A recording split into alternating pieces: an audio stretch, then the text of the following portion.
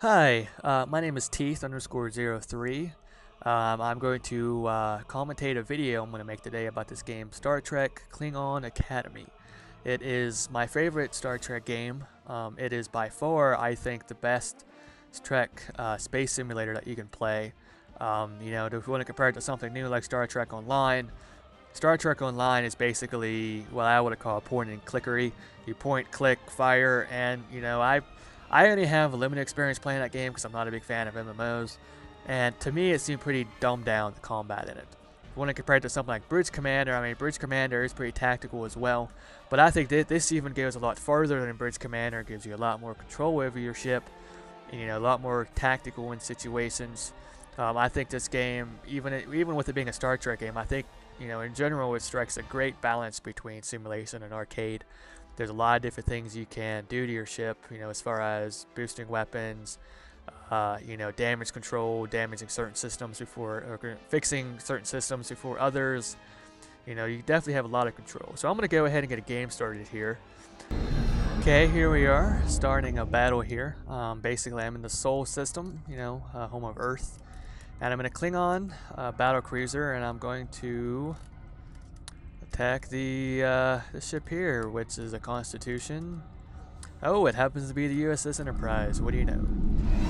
So it actually warped into me. I am cloaked. And the first thing I'd like to point out about this game is that I am playing this with a joystick. This game actually has built-in joystick support. Let's see here. Use joystick. And I even use a rudder. The only thing it doesn't use is a throttle. I use the up and down on my hat switch for controlling the speed and the left and right to change targets. And if you listen to the music playing right now, it's Two Steps from Hell. It is actually a music mod. This is actually playing from the game itself. I'm not using video editor to add this, nor am I playing in the background with Winamp. The game itself is actually playing this. Aside from the music mod, this is a perfectly stock game. I just wanted to change the music up a little bit, and I converted some of the music into the game. Great sounding music, fits well into this type of game here. Anyway, as you can see, I'm aiming at this, Enterprise here. I'm going to go ahead and target its warp engines. If you look at the bottom of the screen here, you'll see a bunch of, officers and numbers. In this game, that's essentially how, one way how you control the ship is if I want to attack his warp engines, I'm gonna hit 8, bring up the target screen, 2 for subsystem, and then 2 again for warp engines. And now you can see there's brackets around his warp engines. So my weapons will auto fire on his warp engines. Some other things you can do is I can actually turn on my transporters. Activate transporter. And then I can beam Marines over to him. Let me decloak here. Do emergency reverse because I basically he was going to try to ram me there. Again, you can switch between first person and third person view. You can zoom in and out, rotate the camera around separately from the ship. Have a fixed camera as well. The one thing this game doesn't have as far as the camera is concerned is a follow camera. Whereas if I am using external view, there's no setting to automatically keep the enemy ship in view like you can in Bridge Commander. But this game is actually a lot better played using first person view anyway, just because, it's easier to fly, you don't worry about ramming them accidentally. So, I actually have 3 different weapons on this ship. I have disruptors, heavy photon torpedoes, that's why they're blue and not red, and the FMPA. I'm not sure what it stands for, but it essentially attacks shields. Oh, almost random. Oh, I took out his warp engines, so now I'm going to 8, 2, 3 and attack his close engines. Actually, you know what I'm going to do? I'm going to security, beam away, team the target, all Marines. Oh, tapped him there a little bit. All Marines, and I'm going to attack his, security.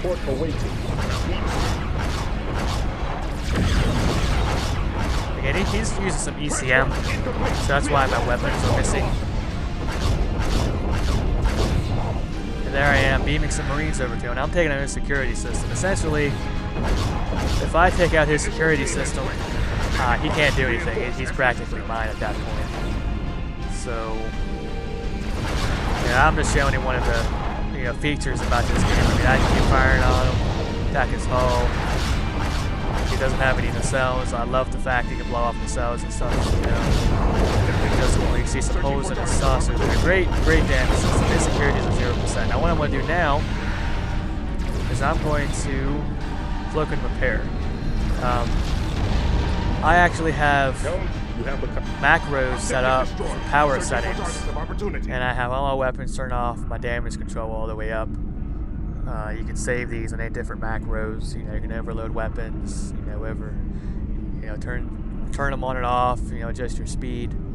I set the priority of them. Basically, my impulse slider for my power is all the way up, but because it's number 9, which is the lowest priority, it's not getting all the power it can get. I just don't have enough power for full impulse and full damage control. So again, I'm really digging this music. Great music, really fits well in this Objective game. Destroyed. Searching for I'm going to switch to the security screen. If you have your mouse top of the screen, you go to the security screen. You see Team 1. He doesn't have any warp or impulse engines. I'm going to take out his auxiliary. Proceeding to objective. Captain has taken the comm.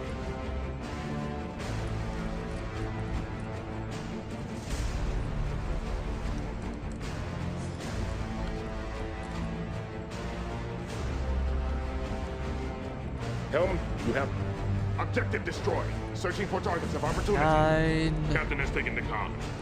4 gives me security. Yeah, I don't have a lot of these really memorized. I don't want to take his tractor out. Proceeding to objective. Captain has taken the comm.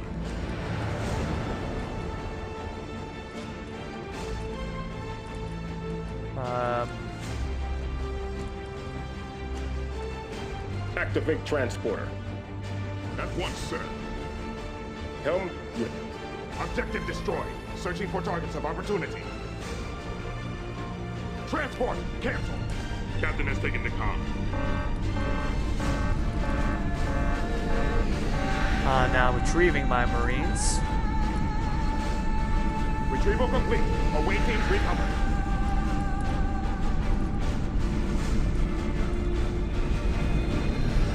And I think it's about time I finish them off.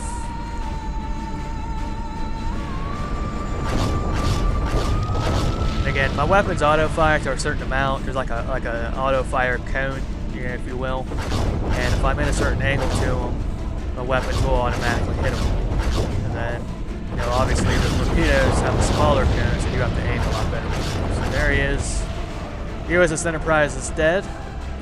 And I'm going to go ahead and start up another battle here, and we can actually switch sides, and I'll show you what it's like attacking a cloaked vessel. Okay, here we are again. I am in the Excelsior, and I'm going to attack, or going to be attacked, I guess, by a Romulan ship, which sooner or later should appear in my sensors. There he is. I'm going to do something a little bit different this time. I'm going to change my targeting view to 8, 6, 4 celestial objects. I got our Sun, Mercury, Venus, Earth, Luna, Mars, Jupiter, a couple moons there, Saturn, Uranus, Uranus, Neptune, and Pluto. Now I'm going to engage warp drive. Warp the Sun. Away, sir. You can do in-system warps. There is actually some module you can do where you can actually warp to other star systems. So I have the game. The game will actually randomly generate enemy ships.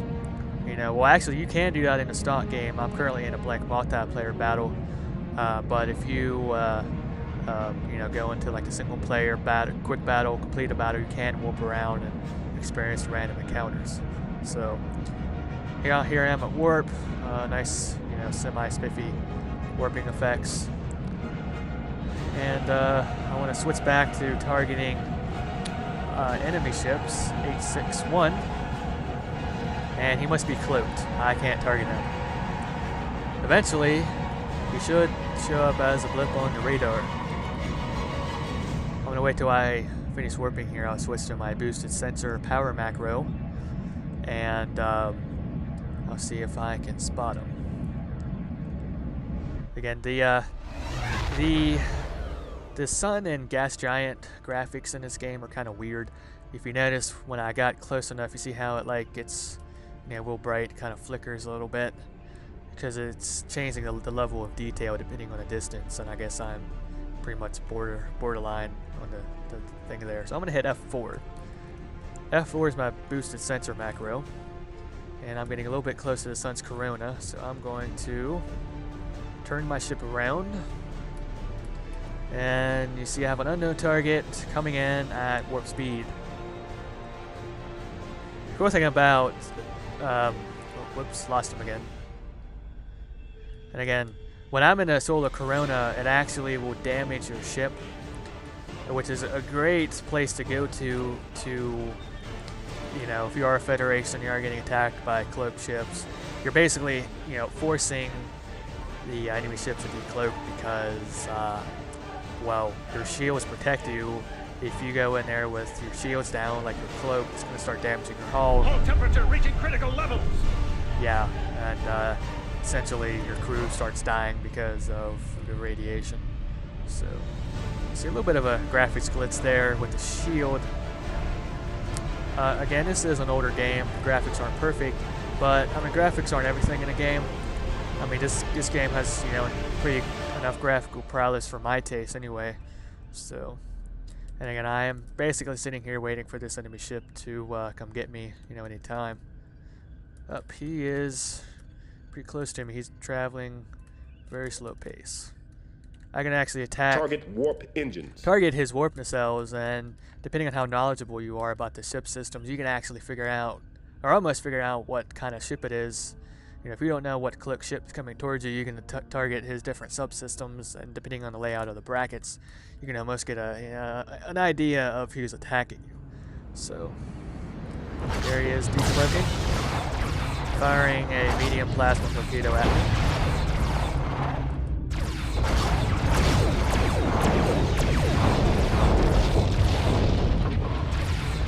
There's my photon torpedoes doing some damage because I do have boosted sensors. My weapons are going to be a lot more accurate when I boost my sensors. See that big plasma strail running from up there.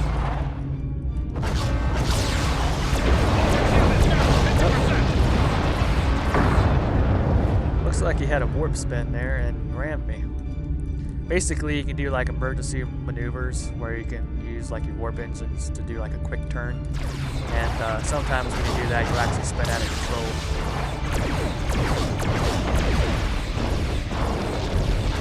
Forward shield is buckling. I'm going to go back to my standard macro so I can catch up to him.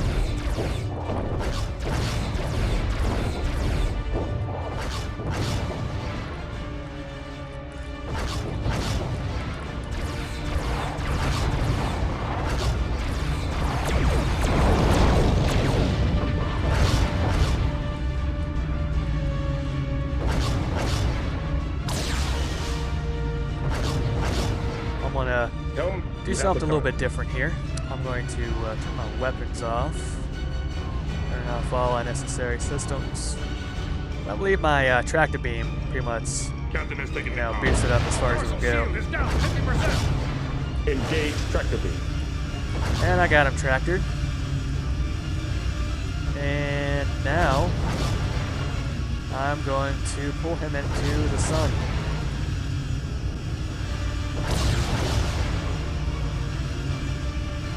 Dorsal shield is buckling.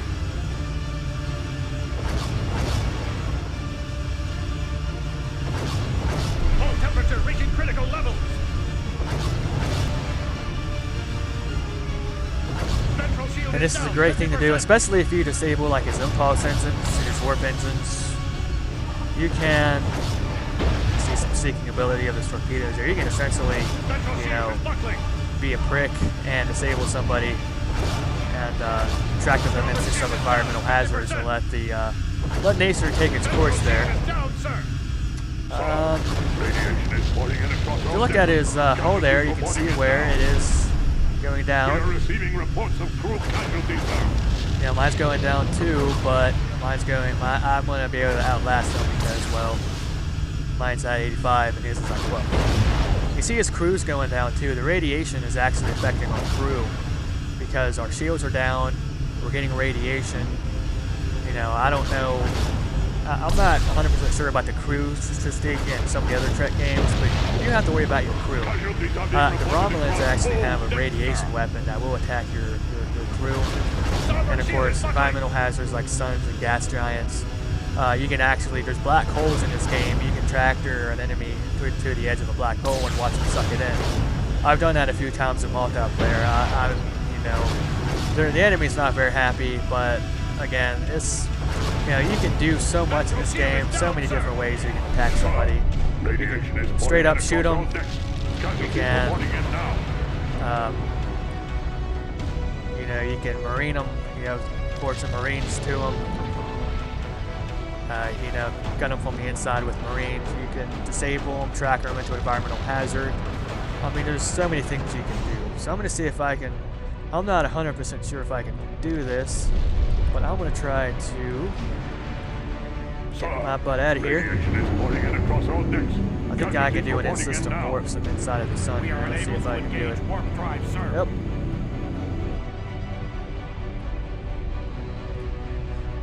Okay, so I need to leave the sun here. I was in it for a while, so again, you saw a little D7 explode.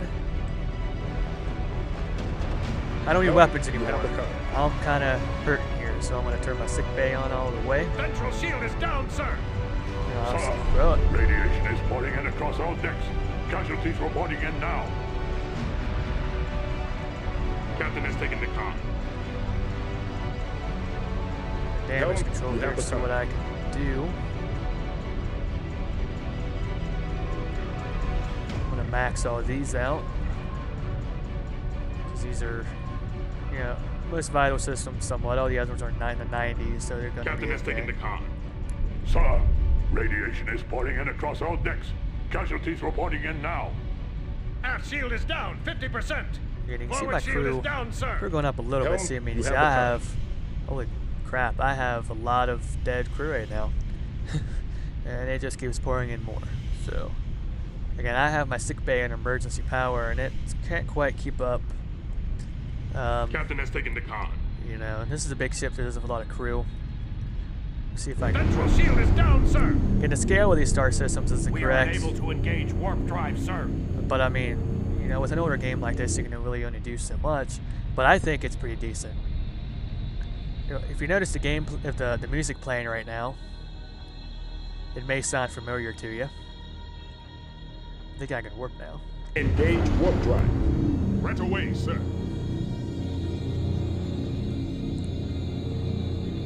And I'll go to my options.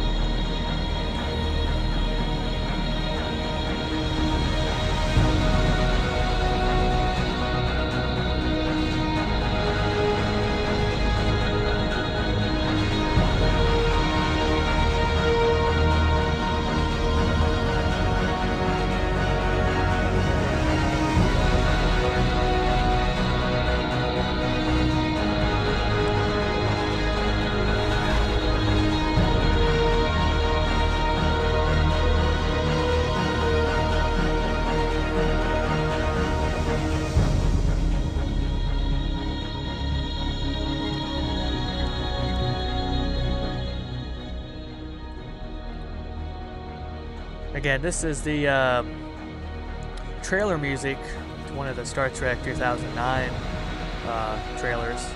Pretty epic piece of music. I think it fits well in the game. So I think I'm going to conclude this here with, let's see if I can rotate my ship for a better angle here. With this scenic viewpoint of Excelsior orbiting Earth. And you see Saturn off in the distance there.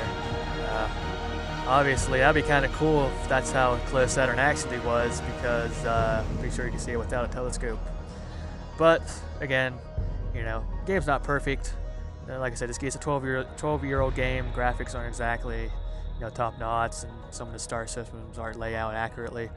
But it's an awesome game. Favorite Trek game. It's definitely worth a try. If you want to try playing it, definitely hit me up. See what we can do. Definitely look at the description for more information. Thanks for watching, and you guys have a nice day.